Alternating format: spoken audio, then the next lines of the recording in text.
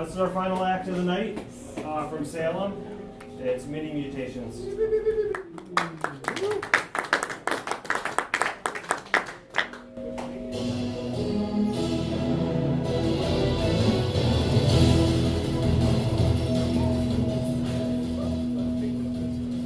This is Mini-Mutations at 10. I'm Austin Rich, Chief Experimental News Anchor, and we're live here at Funagain Games for what appears to be a experimental music show in progress.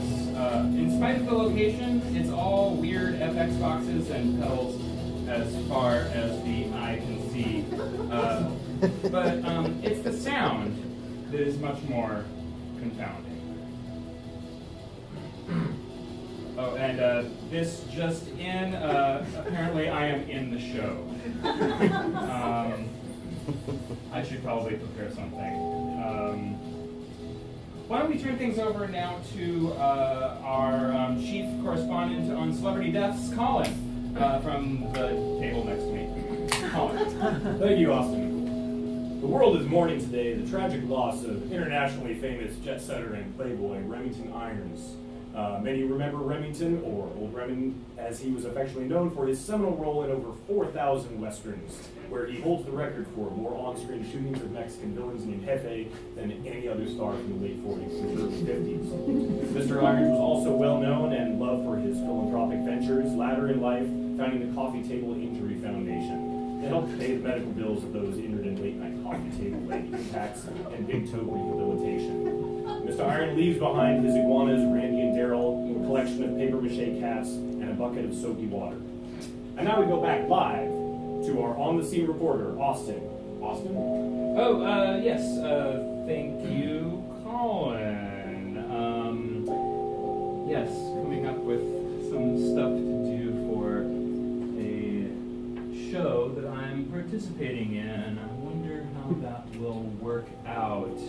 Perhaps we can turn things back over to Colin. Do you have another story for us? Actually, that's all I got. Is it? Okay. I was going to bail, that's cool. By all means. Sure, go for it. So, yes, with that in mind, let's go to our top story here. It is, well, game theory. Or rather, using the words game theory in a way that does not sound like we are deconstructing the choices of a survivor contestant. But with that in mind, we're going to have to actually get some music going here to tell you a little bit more about what game theory is all about. And with that in mind, let's hopefully get something going here, shall we?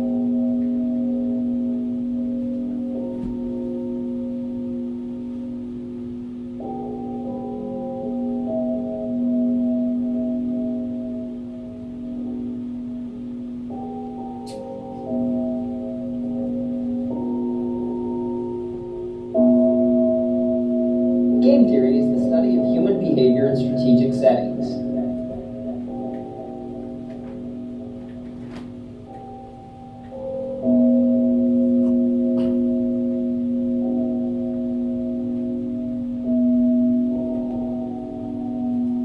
It is used to solve some of the harder problems in economics.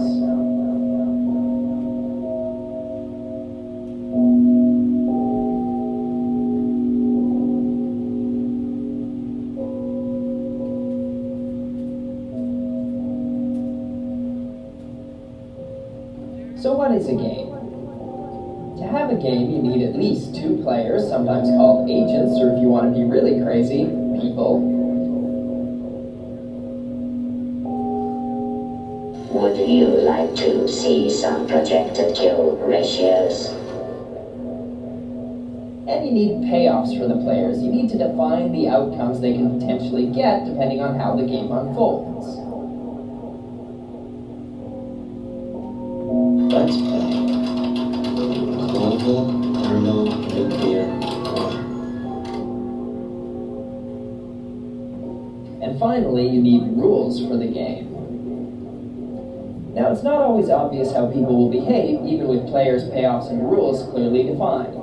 That's why game theorists have a number of solution concepts for games, including the dominant strategy equilibrium, the Nash equilibrium, the subgame perfect Nash equilibrium, the Bayesian equilibrium, and the weak perfect Bayesian equilibrium.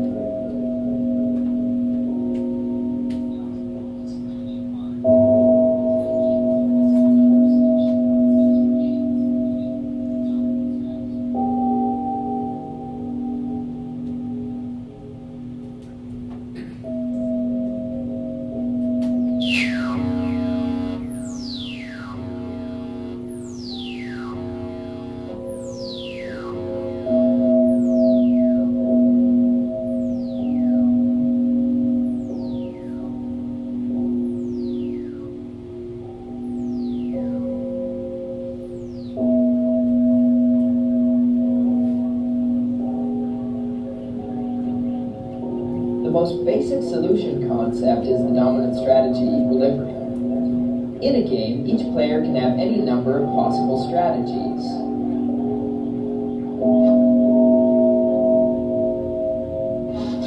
What is the primary goal? And if that doesn't stop the drugs, we close the border. The Russia hoax is finally dead. One strategy strictly dominates another strategy if the player is always better off under that strategy no matter what other players do. If one strategy strictly dominates every other possible strategy a player can take, that strategy is a strictly dominant strategy.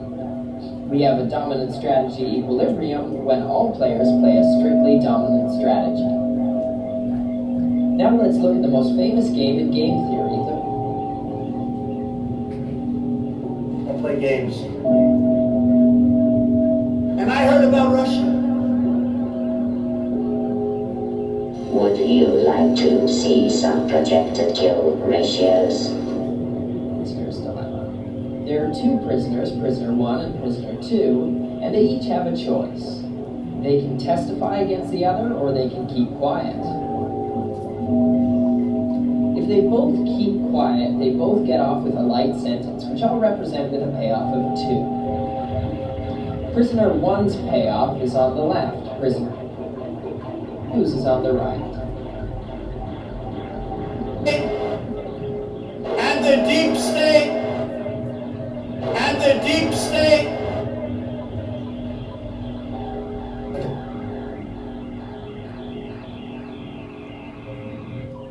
I'll speak to my lawyers. If they both testify, they both get a moderate sentence. I'll represent the moderate sentence by a payoff of 0. Right about now, keeping quiet is looking like the best option, but there's more to this game. If one testifies and the other keeps quiet, the one who testified will get off scot-free, and who kept quiet will get an extremely harsh sentence. They'll throw the book at him. Think about this game for a moment. How about global thermonuclear war? I'll be the Russians. Keeping quiet looks like a pretty good option if both prisoners can promise not to testify. But these prisoners only care about their own self-interest. So, both prisoners may tell the other they pinky swear not to testify, but they won't keep that promise. The drugs, the drugs, the drugs, the drugs, the drugs, the drugs, the drugs, the drugs, the drugs, the drugs, the drugs, the drugs, the drugs, the drugs, the drugs, the drugs, the drugs. And if that doesn't stop the drugs, we close the border. And if the drugs don't stop,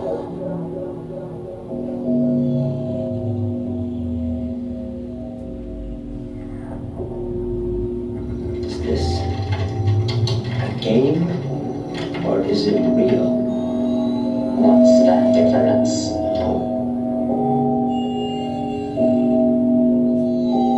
Which side do you want?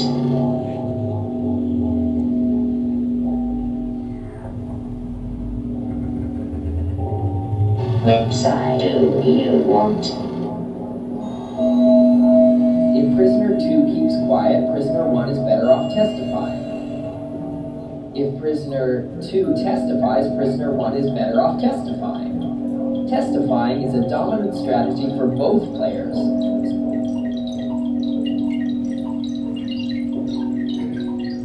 Solution is near.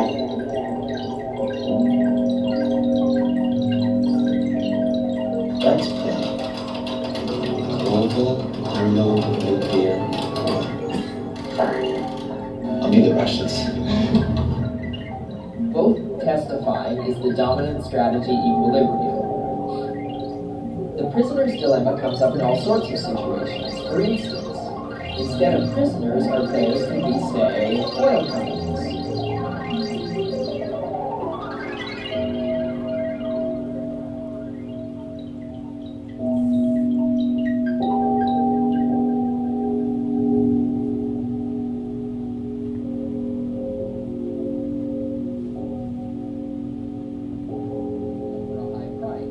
But each one has an incentive to undercut, in which case he will capture the entire market. The equilibrium outcome is for each company to charge a low price.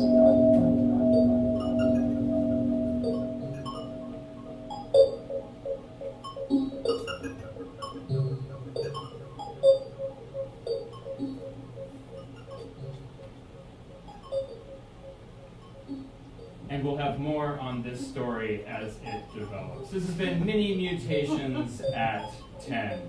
Thank you.